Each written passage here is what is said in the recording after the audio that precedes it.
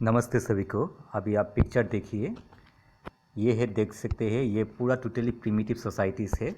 जो primitive society यहाँ पर दिखाई दे रहा है वो स्पेशली उनका जो टेक्नोलॉजी है, स्पेशली वो लो लेवल ऑफ टेक्नोलॉजी होता है। क्लियर। और सभी काम के लिए वो लोग कि किसके ऊपर डिपेंड करते हैं, सभी काम के लिए वो लोग नेचर के ऊपर डिपेंड करते हैं। उनका लो लेवल ऑफ टेक्नोलॉजी और सोसाइटी का जो डेवलपमेंट है वो टोटली प्रिमिटिव है। अभी तक प्रिमिटिव सोसाइटी है, ऐसा नहीं कि आदिम युग का लोग ही प्रिमिटिव थे, अभी भी है प्रिमिटिव सोसाइटी। इंडिया का बहुत सारा ट्राइब्स जो नेचर के साथ जुड़े हुए हैं, तो उसे कहते हैं प्रिमिटिव सोसाइटी। अफ्रीका का बहुत सारा ट्राइब्स है अफ्रीका का, ओके, वो भी प्रिमिटिव सोसाइटी रिलेटेड है।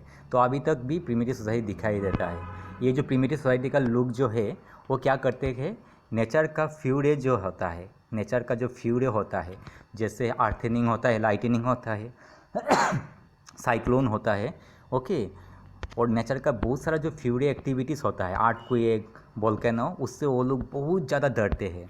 हो, ओके। तो वो लोग क्या करते हैं, नेचर को वर्शिप करते हैं।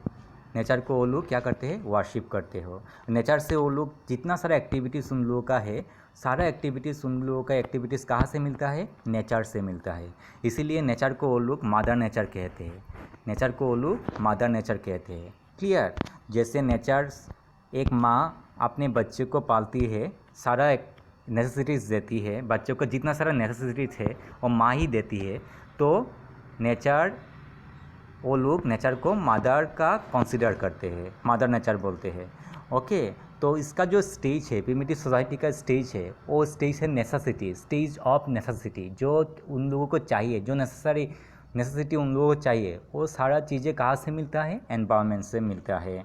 तो ये जो कॉन्सेप्ट है उसे ज्योग्राफर ने क्या बोला था, एनवायरमेंटल डिटर्मिनिज्म्स। एनवायरनमेंट क्या करता है, लोगों का एक्टिविटीज़ डिटरमाइन करता है। एनवायरनमेंट लोगों का एक्टिविटीज़ डिटरमाइन करता है, इसलिए एनवायरमेंटल डिटर्मिनिज्म होता है। और लोग क्या करते हैं, प्रिमिटिव सोसाइटी का जो लोग है वो नेचर का बात सुनते हैं, okay, they obey the nature, nature का लॉ सारा मानते हैं। और धीरे धीरे वो लोग क्या हो जाता है, नेचर का एक अंग, एक पार्ट हो जाता है। तो ह्यूमन जो होता है वो क्या हो जाता है, नेचुरलाइजेशंस ऑफ ह्यूमन। और धीरे धीरे नेचर का पार्ट हो जाता है, सबसे ज़्यादा पार्ट अभी तक भी है। तो ये नेचुरलाइजेशन ऑफ ह्यूमन्स, ह्यूमन्स का क्या है, नेचुरलाइजेशंस है, ओके, ह्यूमन्स का नेचुरलाइजेशंस होता है। तो इसे कहते हैं नेचुरलाइजेशंस, ह्यूमन्स और एनवायरमेंटल डिटर्मिनिज्म्स। तो इसका जो कॉन्सेप्ट है वो हम देखते हैं। ये नोट्स नहीं है, आप ऐसे भी नोट्स लिख सकते हो, लेकिन as a class 12 students you have to write very descriptive notes. Clear. It is, ये क्या है, ये सिर्फ कॉन्सेप्ट है छोटा छोटा, तो आप लिख सकते हो, आप पेन लीजिए, कॉपी भी लीजिए। तो एनवायरमेंटल डिटर्मिनिज्म्स को क्या कहा जाता है, नेचुरलाइजेशन ऑफ ह्यूमंस, ओके। इसमें क्या होता है, low level of technology. Social development कौन सा है, प्रिमिटिव, ये प्रिमिटिव सोशल डेवलपमेंट होता है। और जो स्टेज होता है, नेसेसिटी होता है, जो उन लोगों को चाहिए वो नेचर से लेते हैं। जो जो नेसेसिटी उन लोगों का प्रयोजन होता है और सिर्फ नेचर से उन लोगों को मिलता है, इसीलिए स्टेज ऑफ नेसेसिटी। और ज़्यादा नेचर को क्या नहीं करता, ज़्यादा नेचर से नहीं लेते, जितना चाहिए उतना ही लेते हैं। क्लियर। नेक्स्ट पॉइंट देखो, वो लोग क्या करते हैं, एफ्रेड, जो ह्यूमन है, प्रिमिटिव सोसाइटी का जो ह्यूमन है, एफ्रेड ऑफ नेचुरल फ्यूरे, नेचर का जो फ्यूरे होता है, अर्थक्वेक, वोल्केनो, स्टॉर्म, ये सब को वो लोग डरते हैं और नेचर को क्या करते हैं, वर्शिप करते हैं, ओके। उनके हिसाब से नेचर क्या है, नेचर वो पावरफुल फोर्स है, उनके हिसाब से नेचर एक पावरफुल फोर्स है। और धीरे धीरे क्या होता है, ह्यूमंस, धीरे धीरे क्या होता है, humans adapted the dictates of nature. Nature जो बोलता है वो ह्यूमन करता है, नेचर के मुताबिक डिटरमाइंस, नेचर क्या करता है, डिटरमाइंस करता है ह्यूमन का एक्टिविटी। तो आपको ये कॉन्सेप्ट मेरे ख्याल से समझ में आया होगा। आप इसका नोट्स कहाँ मिलेगा, आप देख लीजिए, इसका नोट्स मैंने लिखा है, आपको दिखाऊंगा। Page number 2 right hand side का जो ये है, यहाँ से एनवायरमेंटल डिटर्मिनिज्म्स का नोट्स मिलेगा। इस क्लियर। नेक्स्ट हम जाते हैं, ये तो एनवायरमेंटल डिटर्मिनिज्म्स आपको मालूम हो गया।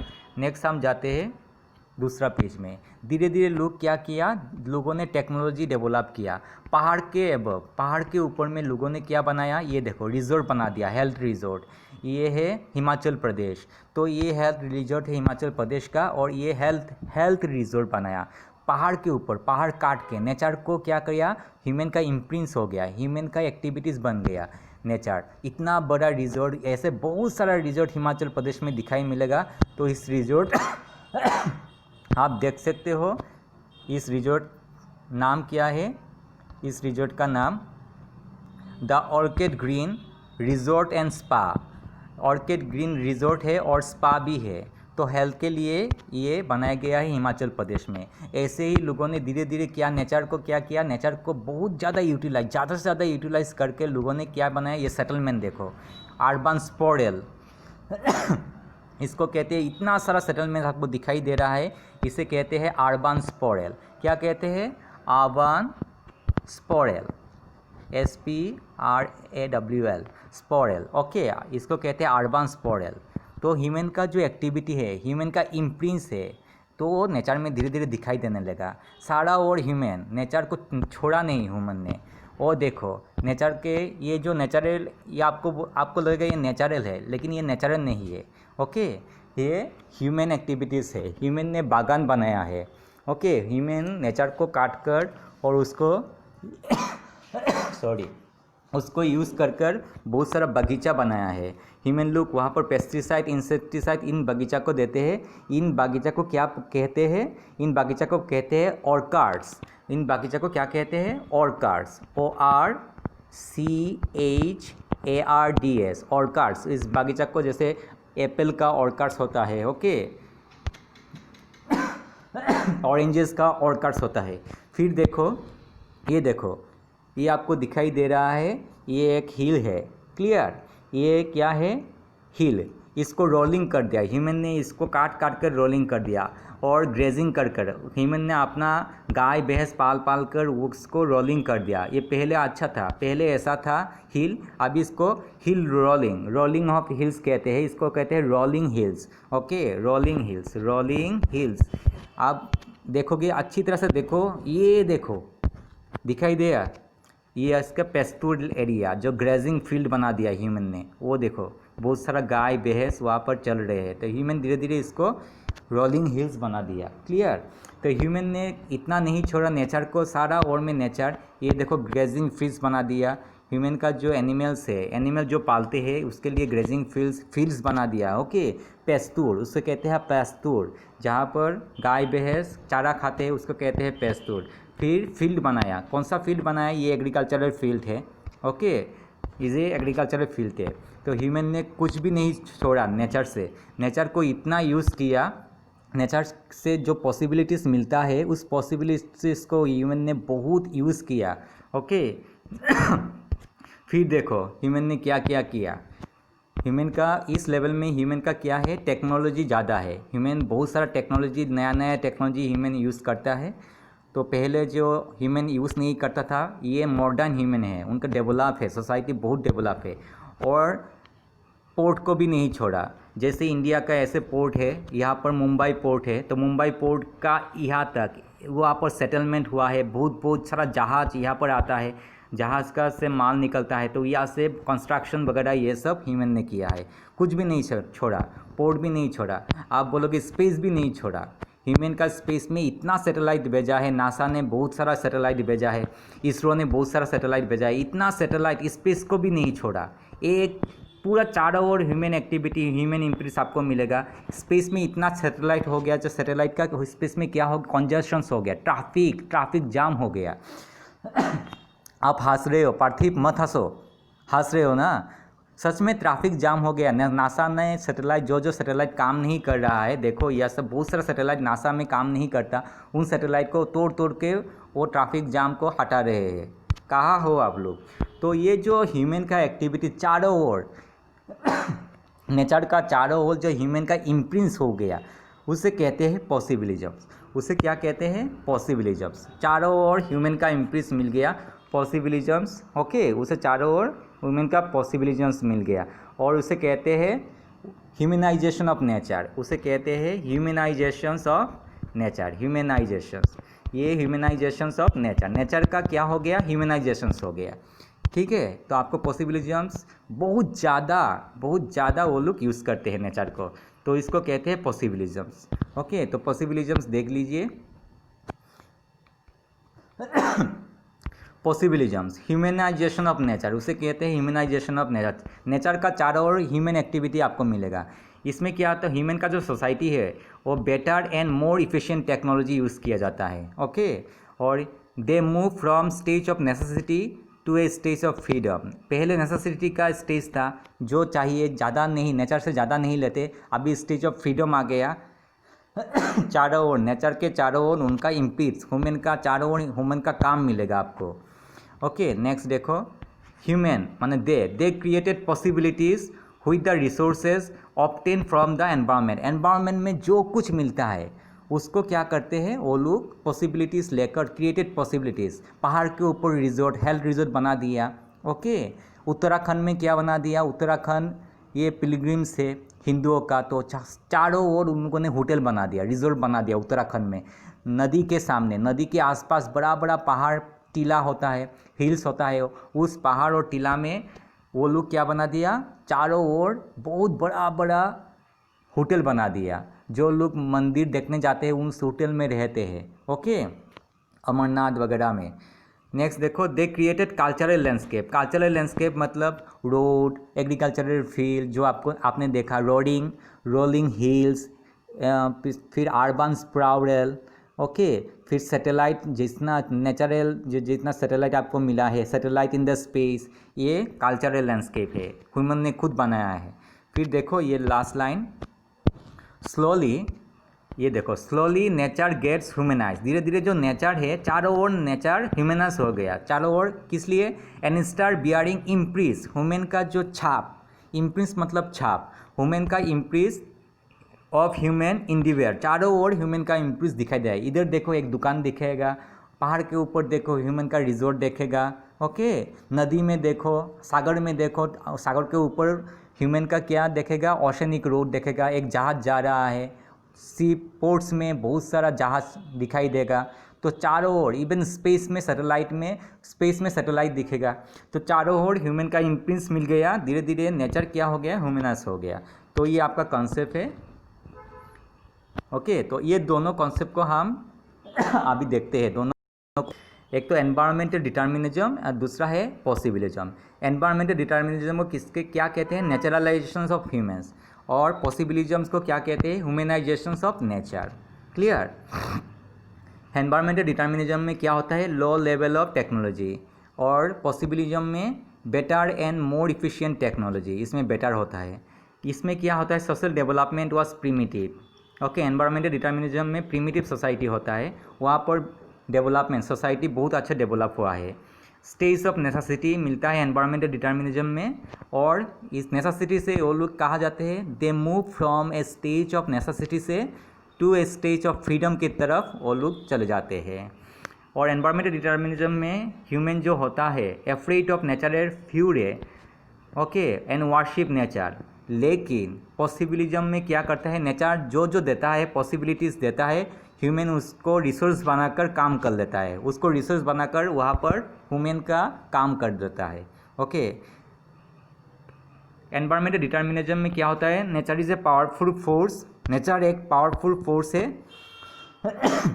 लेकिन पॉसिबिलिज्म में क्या होता है, they create cultural landscape. Nature को पावरफुल फोर्स मानते नहीं है, नेचर का जो भी फोर्स है उसको क्या करता है, कन्वर्ट कर देते हैं। कन्वर्ट करके वो लोग अपने फ़ायदे के लिए यूज़ किया जाता है। ओके, धीरे धीरे ये देखो, ह्यूमन्स पॉसिबिलिज्म्स में, एनवायरमेंटल डिटर्मिनिज्म में देखो, humans adapted to the dictates of nature. Nature जैसा बोलेगा ह्यूमन ऐसा काम करेगा, मतलब नेचर के मुताबिक काम करता है। ओके, अगर बारिश होगा तो घर से नहीं निकलेगा।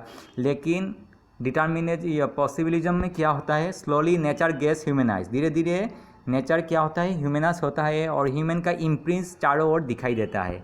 ओके, तो ये दोनों का जो डिफरेंस आपको समझ में आया होगा। अभी क्या है, अभी दूसरा जो दिखाई देगा वो बहुत डेंजर है। तो दूसरा जो दिखाई दे रहा है वो बहुत डेंजर है। आप देखिए दूसरा जो पिक्चर है, ये देखिए, ह्यूमन ने तो सी पोर्ट के आसपास, सी के आसपास उन लोगों ने किया, इतना बड़ा बड़ा रिजोर्ट बना दिया, होटल बना दिया सी के आसपास। आप देखो सी के आसपास इतना बड़ा बड़ा जो रिजर्व पॉसिबिलिज्म में वो लोग इतना नहीं देखा कि सी है सामने, ये सी है और सी के आसपास ये रोड बना दिया, इतना बड़ा बड़ा बिल्डिंग, इतना बड़ा बड़ा बिल्डिंग। ओके, ये इंडोनेशिया है। तो इंडोनेशिया में हमारे इंडियन ओशन में 2004 का दिसंबर में, आप सबको मालूम है 2004 का दिसंबर में सुनामी आया था। जब सुनामी आया था तो अब देखो इसने अटैक किया, सुनामी ने अटैक किया, क्योंकि ह्यूमन ने इतना ज़्यादा डेवलप कर लिया था, नेचर के बारे में नहीं सोचा कि समुद्र के आसपास इतना बड़ा बड़ा होटल नहीं बनाना चाहिए। लेकिन सुनामी आया और सुनामी ने क्या किया, उसको डिस्ट्रॉय किया। तो आप देख सकते हो ये पहला सुनामी है और सुनामी ने ये क्या किया, डिस्ट्रॉय किया। आप देख सकते हो इतना बड़ा बड़ा बिल्डिंग, आप इमेजिन नहीं कर पा रहे हो। देखो इतना बड़ा बिल्डिंग ये सुनामी के वजह से डिस्ट्रॉय हो गया। इंडोनेशिया बहुत थाउजेंड लाख्स ऑफ पीपल उन लोगों का मर गए थे, इतना बड़ा प्रॉपर्टीज़ भी लॉस हुआ, इतना बड़ा बड़ा बिल्डिंग। तो ये क्या हुआ है, बहुत ज़्यादा नेचुरल जो फ्यूरी है उसने काम किया है, जितना भी डेवलप है। आप देखिए उत्तराखंड में आप देख सकते हो 2014 में फ्लड आया था उत्तराखंड में। ये पिक्चर सबको मालूम है, उत्तराखंड शिव जी का पिक्चर है। और इतना बड़ा फ्लड किस लिए आया था, फ्लड तो आएगा ही, लेकिन पहाड़ के आसपास, ऐसे जैसे पहाड़ के आसपास जो नदी है, नदी के आसपास वो लोगों ने बिल्डिंग बना दिया था। ओके, इतना बड़ा बड़ा होटल बना दिया था नदी के आसपास। आप देख सकते हो नदी के, सिर्फ नदी के आसपास इतना। तो नदी में फ्लैश फ्लड होता है, पहाड़ के ऊपर फ्लैश फ्लड होता है, तो उसके वजह से पहाड़ का पानी ज़्यादा हो जाता है। क्लियर। तो उत्तराखंड में ऐसे हुआ था, इतना डिवास्टिंग जो डैमेज हुआ था, तो ये डैमेज हुआ था। क्लियर। तो आप इग्नोर नहीं कर सकते, आप डेवलपमेंट के लिए एनवायरनमेंट को आप क्या नहीं कर सकते, इग्नोर नहीं कर सकते। तो यहाँ पर एक पिक्चर है, ये देखो अच्छी तरह से पिक्चर देखो, ये एक पिक्चर है।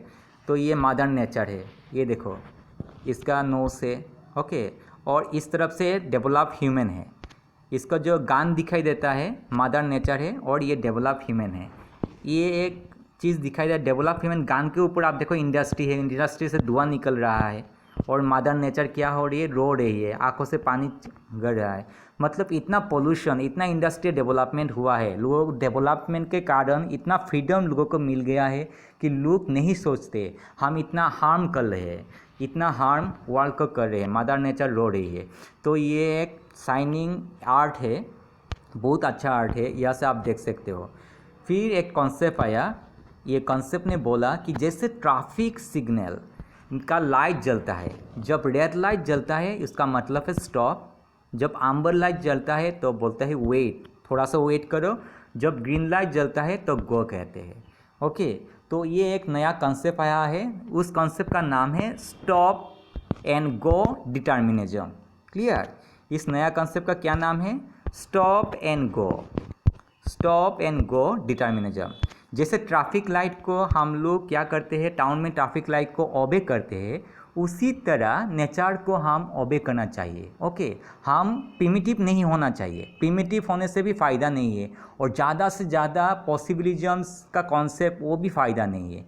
हम बीच में रहेंगे हम डेवलप करेंगे, और जब नेचर बोलेगा स्टॉप, नेचर बोलेगा ज़्यादा हो गया अभी स्टॉप कीजिए, तब हम डेवलप क्या करेंगे, रुक देंगे। डेवलपमेंट जो है वो हम, जो हमारा डेवलपमेंट है उसको हम थोड़ा सा रुकेंगे।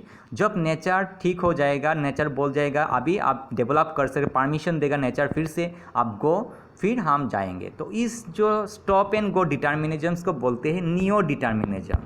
इसका जो नया जो इसको कहते हैं नियो डिटर्मिनिज्म्स। ओके, ये नियो डिटर्मिनिज्म्स कॉन्सेप्ट है। ये कॉन्सेप्ट किसने दिया है हम देखते हैं, समझ में आया आपको। अभी नियो डिटर्मिनिज्म का कॉन्सेप्ट किसने दिया है और इसमें क्या बोला गया है, देखिए नियो डिटर्मिनिज्म्स। ओके, ये देखिए stop and go determinisms. Okay, ये ग्रिफिथ टेलर ने दिया है। It refers the middle path, ये मिडिल पाथ है, मध्यम मार्ग कहा जाता है, between environmental determinisms and possibilisms. Environmental determinisms और पॉसिबिलिज्म्स का ये मिडिल पार्ट है। Okay, it show that neither there is a situation of absolute necessity nor there is a condition of absolute freedom. ये बोला कि आप पूरा डिपेंड मत करो एनवायरमेंट का ऊपर, और एनवायरमेंट को पूरा डिस्ट्रॉय भी मत करो, बीच में रहो। एनवायरमेंट ऐसे ही बोलेगा कि आप कब चलोगे। ओके, आप एनवायरनमेंट के ऊपर काम कर सकते हैं। एनवायरनमेंट जो पॉसिबिलिटीज देता है उसको आप ले सकते हो, लेकिन एक लिमिट होकर आप उसको ले लो, नहीं तो एनवायरनमेंट डैमेज होगा, एनवायरनमेंट हमको डैमेज करेगा। ओके, ये देखो, possibilities can be created with in the limits. एक लिमिट्स के अंदर में पॉसिबिलिटीज़ क्रिएट किया जाता है which do not damage the environment. आपको ये देखना है, हमको सबको ये देखना, हम डेवलपमेंट करें लेकिन एनवायरनमेंट को कोई डैमेज ना करे। ओके, ये जो कॉन्सेप्ट है नियो डिटर्मिनिज्म, ये एक्चुअली बैलेंस दिखाता है बिटवीन एनवायरमेंटल डिटर्मिनिज्म्स एंड पॉसिबिलिज्म्स। ये दोनों जो कॉन्सेप्ट है एनवायरमेंटल डिटर्मिनिज्म्स एंड एनवायरमेंटल पॉसिबिलिज्म्स, इन दोनों को क्या दिखाता है? बैलेंस दिखाता है। ओके तो आपको ये मालूम हो गया, नियो डिटर्मिनिज्म्स ये बीचों का है। नियो डिटर्मिनिज्म्स क्या कहता है? ना फॉलो करना है एनवायरमेंटल डिटर्मिनिज्म्स, ना पॉसिबिलिज्म्स फॉलो करना है। एनवायरनमेंट आपको बोलेगा आप डेवलप करते रहिए, जब एनवायरनमेंट बोलेगा एनवायरनमेंट को डैमेज नहीं कर डेवलपमेंट करना ज़रूरी है। क्लियर? तो ये आपका तीनों जो कॉन्सेप्ट है मेरे ख्याल से आपको थोड़ा सा क्लियर हो गया। ओके, नेक्स्ट हम जाते हैं यहाँ पर मैंने नोट लिखा है, आप बुक से भी नोट लिख सकते हो। क्लियर? तो नेक्स्ट हम जाते हैं, ये क्वेश्चन है, क्वेश्चन देख लेते हैं। 2070 का question, nature provides opportunities and humans make use of this and slowly nature gets humanized. Nature क्या है? ह्यूमनाइज हो गया। ओके, नेचर गेट्स ह्यूमनाइज मतलब ह्यूमनाइजेशन ऑफ नेचर, पॉसिबिलिज्म के बारे में लिखने के लिए बोला है उन लोगों ने। And start bearing the imprints, माने नेचर का, ह्यूमन का जो छाप है वो नेचर में आ गया। And human endeavour justify the statement. तो इसका आंसर आप कैसे लिखोगे? इसका आंसर आप ये ऐसे लिखोगे। ओके, ये आंसर आप पेज नंबर 3 निकाल लीजिए, page number 3। Clear? Page number 3 में आप मिलेगा पैराग्राफ, देखिए फर्स्ट पैराग्राफ जो है, the people begin to understand, वहाँ से लिखना है, पेज नंबर 3 से, टेक्स्ट बुक पेज नंबर 3 से मैंने ये लिखा है, आप देखिए।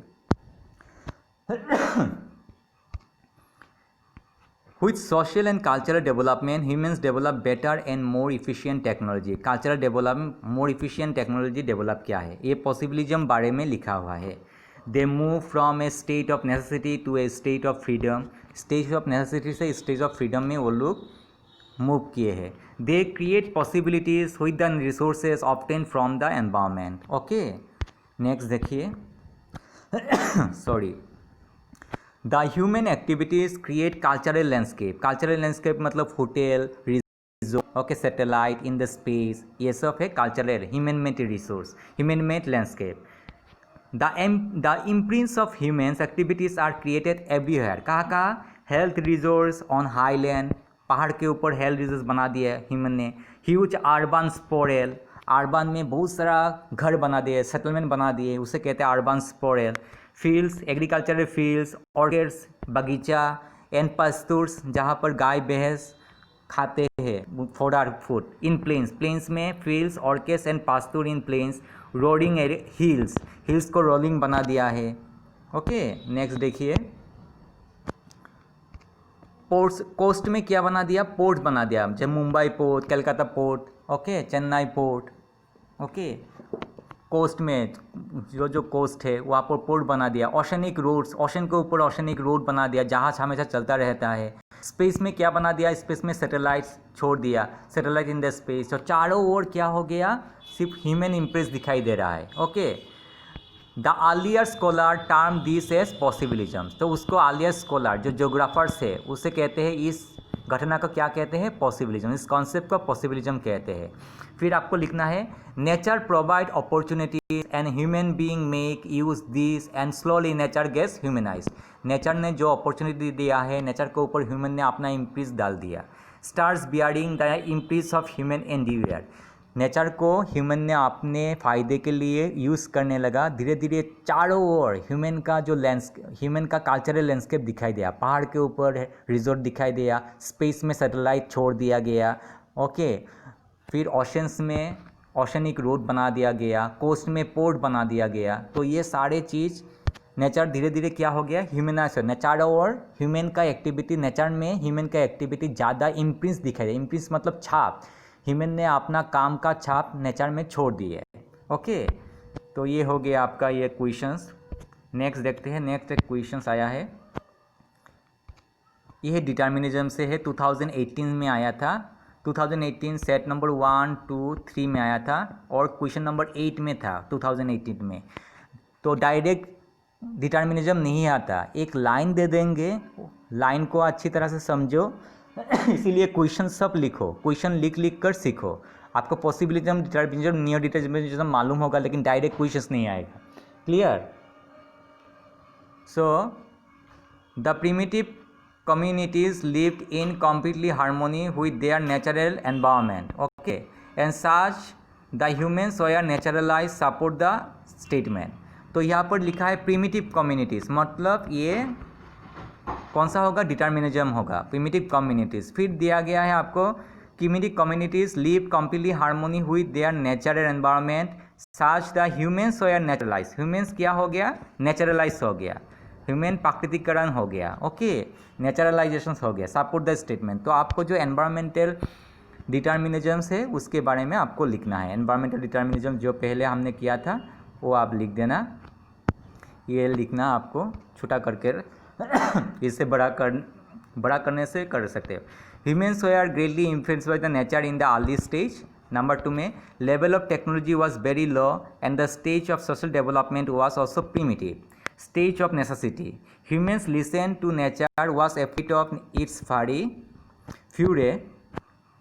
नेचर का जो फ्यूरे है उसको ह्यूमन लोग डरते थे एंड वर्शिप इट, नेचर को वर्शिप करते हैं, ओके। आप देखिए, in such cases nature is a powerful force, humans adopted to the dictates of nature, the physical environment become mother nature. इसके बारे में हमने पूरा डिस्कस किया पहले। स्लोली ह्यूमन गेट्स नेचुरलाइज, धीरे धीरे ह्यूमन क्या होता है? नेचुरलाइज हो गया। तो ये हो गया क्लियर। नेक्स्ट क्वेश्चन आते हैं हम। नेक्स्ट क्वेश्चन दिया है पेज नंबर 4 में, आप देख सकते हो। नेक्स्ट क्वेश्चन ये है, नीचे देखो, there is no free run accident examine the statement. Free run accident मतलब आप डेवलपमेंट करोगे तो कुछ ना कुछ भरना पड़ेगा। इतना लोग डेवलपमेंट किया, तो लोगों को इतना डेवलपमेंट किया, आओ ना ताओ देखा, पूरा डेवलप होता गया, तो उससे क्या क्या एक्सीडेंट हुआ, मतलब उससे क्या क्या हुआ। देखो, the free run which the develop economies attempt to take has already resulted. क्या क्या रिजल्ट हुआ? द ग्रीन हाउस इफेक्ट हुआ ज़्यादा डेवलप करने से, ओके, ओजोन लेयर डिप्लीशंस हुआ, ग्लोबल वार्मिंग हुआ, receding glaciers and degrading lands. तो ये आपको अच्छी तरह से पढ़ना है, ये क्वेश्चंस आता था 2011 में आया था, ओके। ये पेज नंबर 4 में आपको मिल जाएगा। नेक्स्ट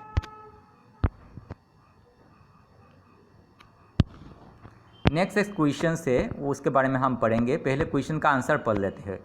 ये देखो, ये state 6 approaches to human geography. अभी अप्रोचेस में जाएंगे, okay. 6 approaches to human geography. तो यहाँ पर आपको अप्रोचेस मिलेगा, ओके। यहाँ पर आपको अप्रोचेस मिलेगा। ये कॉलोनियल दिया है, एक्चुअली ये कॉलोनियल नहीं है पहला वाला, ओके। पहला वाला कॉलोनियल नहीं होगा, प्री कॉलोनियल होगा, प्री कॉलोनियल पीरियड, ओके। इसमें क्या होता है, पहले जो ज्योग्राफी, ह्यूमन ज्योग्राफी कैसा होता था? Explorations and descriptions. एक्सप्लोरेशन और डिस्क्रिप्शन का मतलब है लोग बाहर जाते थे जहाज़ वगैरह लेकर, देश का आविष्कार किया जाता था। पहले ज्योग्राफी ऐसा था, किस तरफ कौन सा है, जैसे वेस्टर्न कंट्रीज़ में, यूरोप का वेस्टर्न कंट्रीज़ में अमेरिका है, वास्को दा गामा, तो ये सब ट्रेवलर्स है। तो पहले एक्सप्लोर करते थे, देश का एक्सप्लोर करते हैं, फिर डिस्क्रिप्शन होता था। फिर धीरे धीरे देश को, कोलंबस ने अमेरिका आविष्कार किया था, अमेरिका को रोड जो है, सी रोड, उसका आविष्कार किया था, क्लियर, कोलंबस ने, ओके। तो ऐसे ऐसे धीरे धीरे एक्सप्लोरेशन और डिस्क्रिप्शन और ज्योग्राफी का पार्ट था। फिर आया रीजनल एनालिसिस। तो एक्सप्लोरेशन, डिस्क्रिप्शन पूरा वर्ड पढ़ते थे। रीजनल एनालिसिस का मतलब, आप अच्छी तरह से सुनो, रीजनल एनालिसिस का मतलब कोई भी एक रीजन ले लीजिए। मान लो इंडिया एक रीजन है। जब इंडिया के बारे में आपको सारा चीज़ें मालूम होगा, इंडिया का क्लाइमेट मालूम होगा, इंडिया का सॉइल मालूम होगा, इंडिया का पॉपुलेशन मालूम होगा, इंडिया का लैंडफॉर्म्स मालूम होगा, कोई रीजन का सारे चीज़ें जब मालूम होगा तो वो सारे चीज़ मालूम होने के बाद पूरा वर्ल्ड का भी सारा चीज़ें धीरे धीरे मालूम होगा। उसे कहते हैं रीजनल एनालिसिस। कोई भी एक रीजन लेना है और फिर उसको एनालिसिस करना है, उसे कहते हैं रीजनल एनालिसिस। ओके, फिर एरियल डिफरेंशिएशंस। एरियल डिफरेंशिएशंस क्या है? जैसे मान लो इंडिया का अंडर में किस तरफ डिज़र्ट है, तो western north western part, India का जो नॉर्थ वेस्टर्न पार्ट है, राजस्थान और गुजरात, वहाँ पर डिज़र्ट है। तो वो डिज़र्ट एक स्पेसिफिक यूनिक एरिया है डिज़र्ट। तो वो डिज़र्ट में क्यों है, ऐसा स्पेसिफिक एरिया क्यों है, यूनिकनेस। तो एरिया डिफरेंशिएशंस मतलब यूनिकनेस के बारे में पढ़ाया जाता है। फिर आया ज्योग्राफी में स्पेशियल ऑर्गेनाइजेशन। स्पेशियल ऑर्गेनाइजेशंस का मतलब क्या है? स्पेशल ऑर्गेनाइजेशन, जब स्पेस, इंडिया का पूरा स्पेस लिया गया, ओके, धीरे धीरे ज्योग्राफी डेवलप होने लगा, तो ज्योग्राफी में क्या आ गया? मैथमेटिक्स आ गया।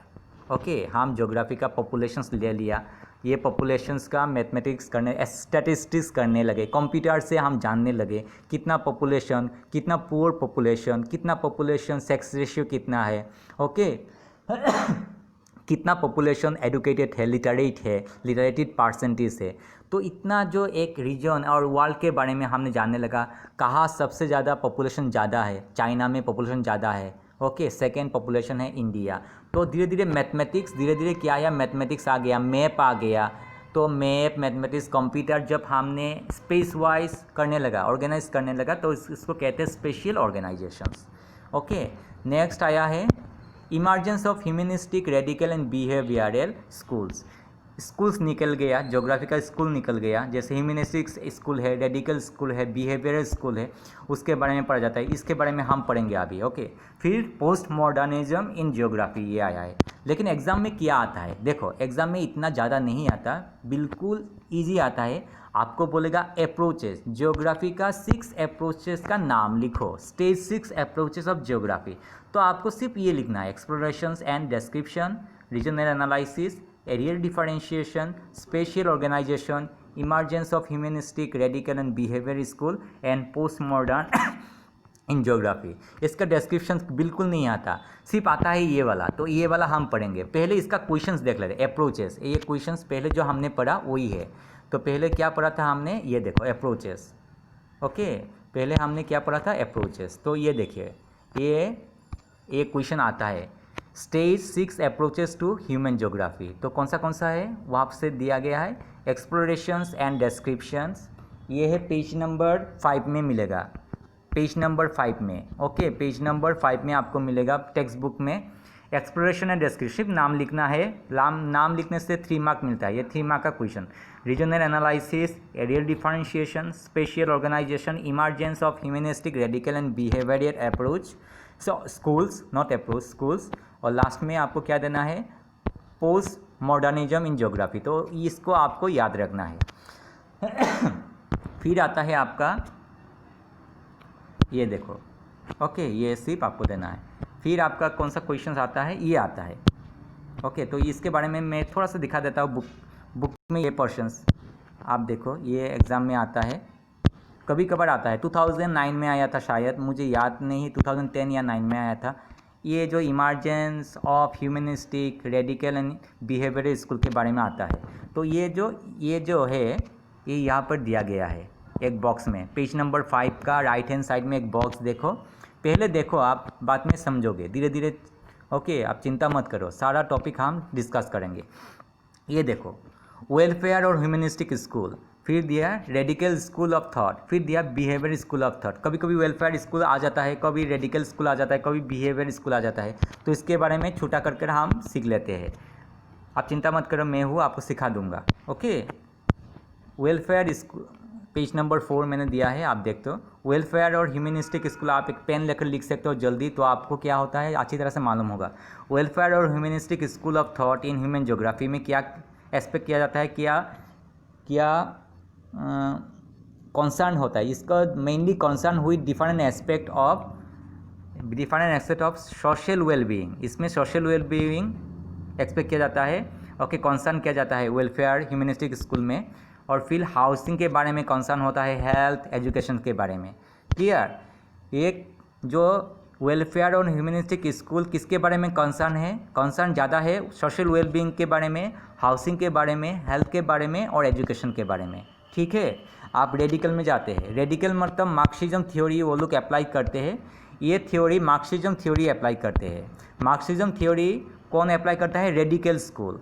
मार्क्सिज्म थ्योरी अप्लाई कर उन लोगों का क्या काज है, क्या कॉज है, क्यों पॉवर्टी होता है, क्यों डिप्राइवेशंस होता है, सोशल इनइक्वलिटी क्यों होता है, ये सारे चीज़ें ये लोग मार्क्सिज्म थ्योरी को अप्लाई कर इन लोगों को एनालाइज करता है। क्या क्या एनालाइज करते हैं? देखो, रेडिकल स्कूल, फिर से देखो, धीरे से बोलता हूँ। रेडिकल स्कूल मार्क्सिज्म थ्योरी को अप्लाई करता है और अप्लाई करने के बाद ये लोग का क्या कारण है, कॉज देखते हैं। पॉवर्टी का क्या कारण है, डिप्राइवेशन का क्या, लोगों का जो पॉवर्टी होता है, डिप्राइवेशन होता है, सोशल इनइक्वलिटी क्यों होता है, उसके कारण के बारे में वो लोग पढ़ते हैं। ओके, तो इसको कहते हैं radical school of thought. 3 number जो है वो behaviour school of thought, behaviour के बारे में पढ़ते हैं। बिहेवियर कैसा है? बिहेवियर बारे में वो लोग ज़्यादा एम्फासिस किस में देते हैं? लिव्ड एक्सपीरियंस, आपका जो लाइफ एक्सपीरियंस है उसका ऊपर ज़्यादा। फिर ethnicity, race and religion, ethnicity, race, religion के ऊपर, लिव्ड एक्सपीरियंस के ऊपर ज़्यादा वो लोग एम्फासिस देते हैं। क्लियर?